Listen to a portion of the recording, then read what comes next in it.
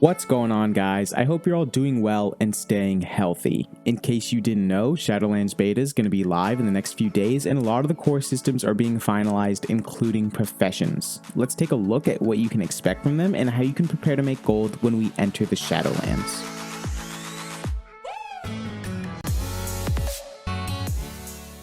Today we're going to be talking about Enchanting. In every expansion, it's near the top of the list in potential profitability, and Shadowlands is looking to continue that trend, with enchants to a wide variety of armor types, a greater emphasis on profession interconnectivity, and the new optional reagent crafting system.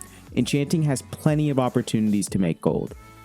Right now in Battle for Azeroth, we have available weapon enchants and ring enchants that offer us combat stats, and glove enchants that are utility focused. The ones that sell to a much larger portion of the player base are the combat enchants, so we essentially only have two types of enchants to sell in BFA, with 4 basic options, one for each secondary stat and another for introduced in a later patch. We're essentially only selling players 3 slots of enchants, or 4 if they dual wield, with little variety between what players of the same class and or spec will choose.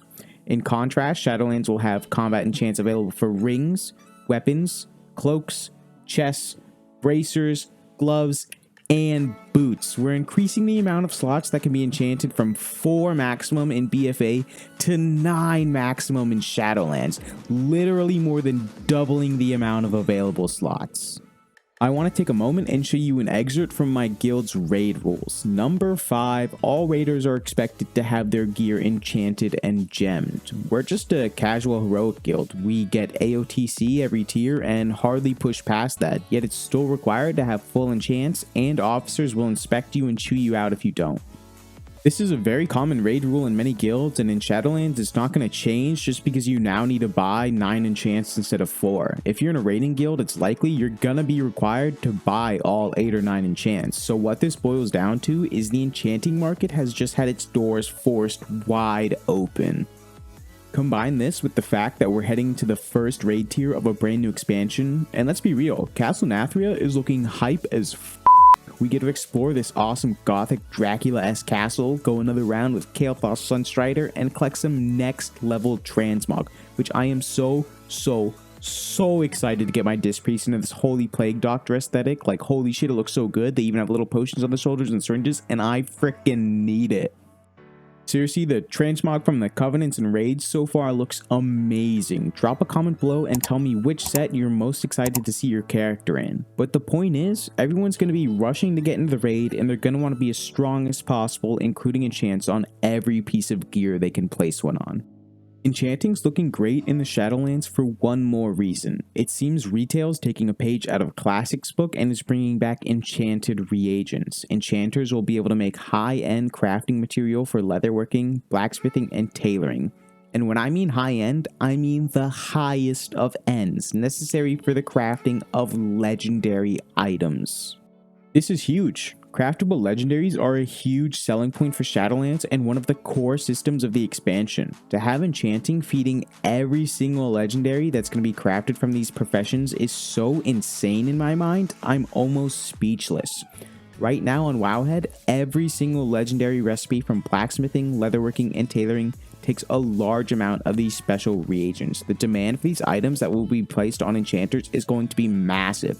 It's basically going to be, if you want to create a legendary item, you need access to an enchanter. We haven't even gotten to the optional reagents yet, but that's okay because right now the optional reagents for enchanting are still just placeholders. I honestly believe that with the other changes happening to enchanting, they get to have the worst possible optional reagents of any profession, and they'd still be near the tippy top of the profession rankings. There are some things enchanters are losing heading into the Shadowlands. There doesn't seem to be any mount equipment they can craft, which is a shame because those always sell well, and with the loss of the tool of the trade, enchanting materials may be a little more scarce, thus a little pricier on the auction house. It'll be interesting to see what shuffles will arise in the new expansion to allow us access to cheap mats. Wrapping it all up, if I had to place a ranking on how much gold I think you'd be able to make from enchanting compared to the other professions, I would rank it a 10 out of 10, possibly a 9 out of 10 if the optional reagents are just horrible, but even then it's going to be insane. The increase in the amount of available enchanting slots from 4 to 9 as well as enchanting feeding the legendary crafting of 3 professions, is going to make enchanters vital parts of the Shadowlands experience. If Shadowlands launches with enchanting still being the only supplier of those legendary crafting reagents, I think it will be mandatory for every gold maker to have one. Thanks for taking the time to watch my video. If you enjoyed it or learned something new, hit that subscribe button, drop a like, and I'll see you next time.